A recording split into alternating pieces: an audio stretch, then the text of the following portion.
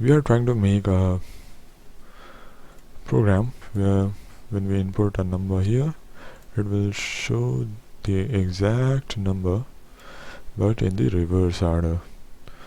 So we can do it pretty easily by the press of this button, which is called reverse, and let's name it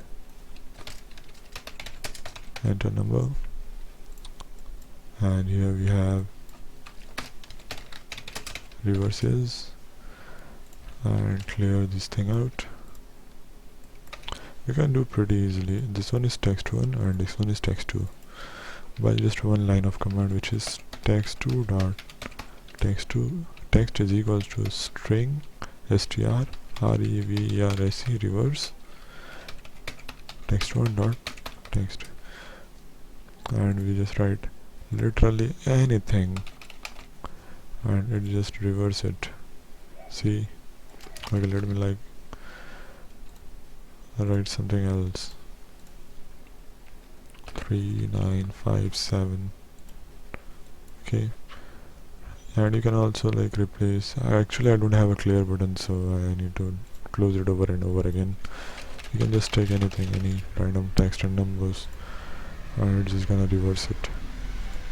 So that's an advantage of string reverse, but what we wanted is not this easy, right? So let's do it with a public function. So we're gonna make a function public, a public one, where all of the other functions can easily access this one.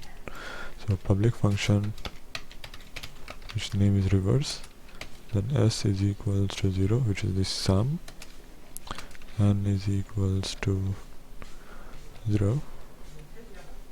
Wait, you can or cannot take s is equals to 0, it's up to you, both will work. N is equals to value of text1 dot text. Okay, while n is greater than 0, r is equals to n mod 10, s is equals to s multiplied by 10 plus r, n is equals to n. This is the reverse division. Okay, it just gives you the integral value, it won't gonna save the decimal value after that division. That's called integral division.